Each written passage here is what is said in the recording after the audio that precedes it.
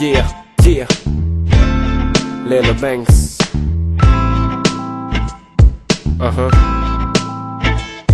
Yeah.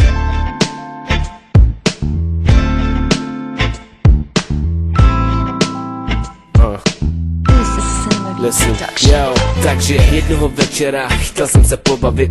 Zvoní mi telefon, chába říká pojď na byt. Zavislil jsem a už se oblíkám, parfém nagelovaný, jak dveře zavírám. Dorazil na místo, připravený na bomby. Třetí flaška pryč, vem čtvrtou, rychle nalej mi. Pusto nahlas a ouval to už peka. Už jsme v tom a všichni víme, co nás čeká. Začalo se to bavit, začali jsme být v náladě. Chytili tam šumy, jinak všechno v pohodě. A pak se chába rozval, že prej tohle neřešte. Teď jsem volal, Undiu jsem na cestě. Brachu uvidí, že jedna hejší než ta druhá. Jsou z jiného města a my tady budem s nima. Otevřeli se dveře a já jsem nechápal. Vešla do dveří a hned jsem se zeptal.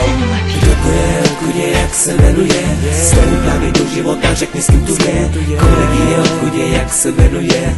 Hledal jsem mi dlouho a najednou tady je. Kdo to je, odkud je, jak se jmenuje? Stoupá mi do života, řekni s kým tu je. Kolik je, odkud je, jak se jmenuje? Hledal jsem mi dlouho a najednou tady je. Já jsem je ve dveří, ale dělal, že ji neviděl. Ani nevím proč, ale trošku jsem se zastyděl. Potom jsem si všiml, že na mě kouká potají. Viděl jsem, že mám šanci, tak já musel hned do ní. Chodili jsme řeč, u toho popíjeli. Bavili se ve dvojce, nikoho neviděli. Ona se na mě smála, říkala, že ji bavím. Stále se smála, i když věděla, že já ji bavím. Začalo to být vážnější, už jsme nehrali ty hry.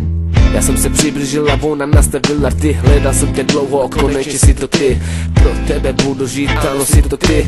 Začali jsme se líbat, začali se dotýkat. Trochu byli ožrali a museli to vnímat. Děkoval jsem Pánu Bohu, co se to děje. Ona vzala, zašeptala, pojď nahoru do pokoje.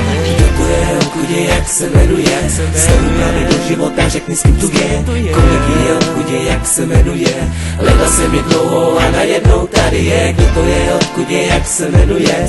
Stoupá mi do života, řekni s kým tu je.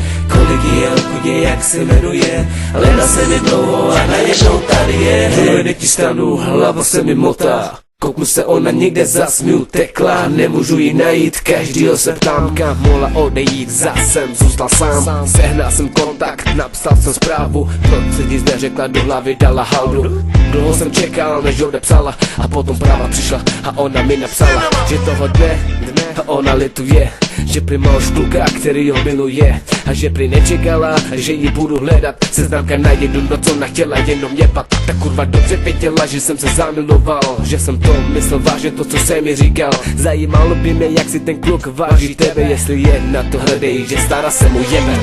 Máme se zapět jednou děvkou, kterou bych